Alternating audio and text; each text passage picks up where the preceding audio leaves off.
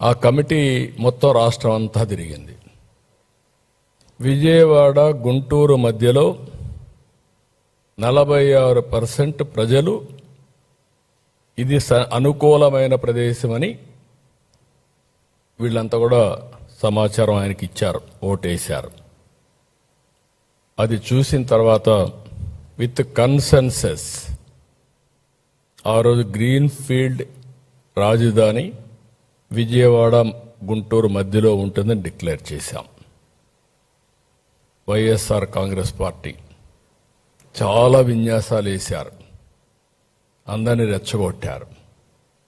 కడాన నేను ఆ రోజు కూడా అభివృద్ధి వికేంద్రీకరణ తెలుగుదేశం పార్టీ సిద్ధాంతం, అదే సమయంలో అధికార వికేంద్రీకరణ చేస్తూనే మనకంటూ ఒక రాజధాని ఉండాలి. తెలంగాణకు హైదరాబాద్ ఉంది, కర్ణాటకకు బెంగళూరు ఉంది, చెన్నైకి తమిళనాడుకి చెన్నై ఉంది. అలాంటి రాజధాని నగరం ఉంటే తప్ప భవిష్యత్తు లేదనే ఉద్దేశంతో మనం సంకల్పం చేశాం. ఆ సంకల్పమే 2 ప్రాంతాలకి, నార్త్ అండ్ సౌత్ సమాన దూరం, 12 పార్లమెంట్లు ఒక పక్క, 12 పార్లమెంట్లు ఇంకొక పక్క, డిస్టెన్స్ కూడా మోరార్లెస్ సేమ్.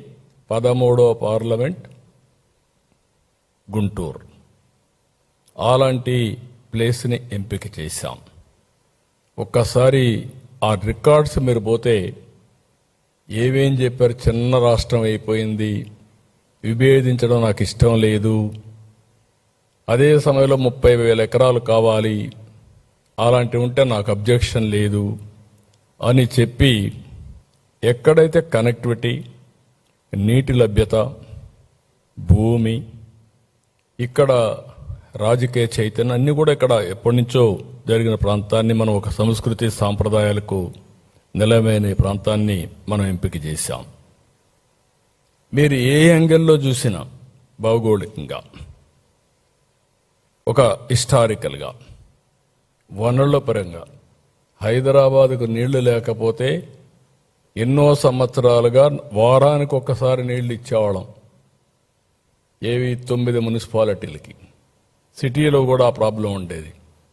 ఏం చేయాలన్నా పరిష్కారం చేయలేక చాలామంది ఇది చేస్తే గండిపేట ఎండిపోతే ఆ రోజు నేను ఎట్టి పరిస్థితిలో ఇవ్వాలని నాగార్జున సాగర్ నుంచి మొట్టమొదటిసారిగా ధైర్యం చేసి 1 సంవత్సరం నీళ్లు తీసుకుపోయి హైదరాబాద్కి ఇచ్చాం. ఇక్కడ ఆ సమస్య లేదు, అన్ని నీళ్లు కానీ అన్నీ ఉండే పరిస్థితి వచ్చింది. దీనికి ఒక హిస్టరీ ఉంది. శాతవాహనులు వెళ్ళిన ప్రాంతం, బౌద్ధం విరాజిల్లిన ప్రాంతం. లండన్లో ఇప్పుడు కూడా అమరావతి మ్యూజియంలో ఉంది, ఒక గ్యాలరీ అమరావతి ఉంది. చెన్నైలో కూడా ఉంది, అమరావతి పైన గ్యాలరీ ఉండే పరిస్థితి వచ్చింది.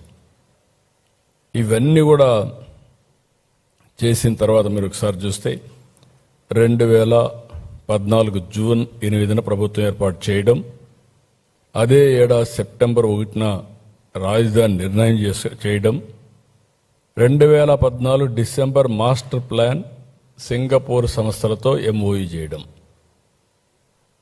ఒకప్పుడు హైదరాబాద్ డెవలప్ చేయాలంటే నేను అమెరికాకి వెళ్ళాను, 14 రోజులు తిరిగాను.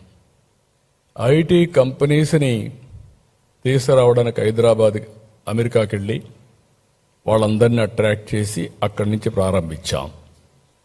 ఇక్కడ ఆంధ్రప్రదేశ్ ఎలక్షన్లో 2014 నేను మేజర్గా చెప్పింది, రాజధాని లేదు, అందరూ ఆవేదనతో ఉన్నారు, సింగపూర్కు మించిన రాజధాని కడతాం.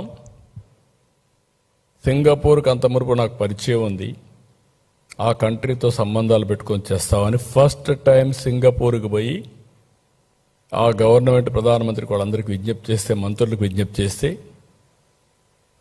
టెండర్లు పిలిస్తే ఆలస్యం అవుతుందంటే వాళ్ళు చాలా పాజిటివ్గా ముందుకు వచ్చి టెండర్లు పిలవకుండా మేము ఉచితంగా మాకుండే సమర్థత అంతా ఉపయోగించి, మా డిపార్ట్మెంట్లు ఉపయోగించి మాస్టర్ ప్లాన్ డీటెయిల్స్ ఇస్తామని చెప్పి మాట నిలబెట్టుకున్న ప్రభుత్వం ఒక్క పైసా తీసుకోకుండా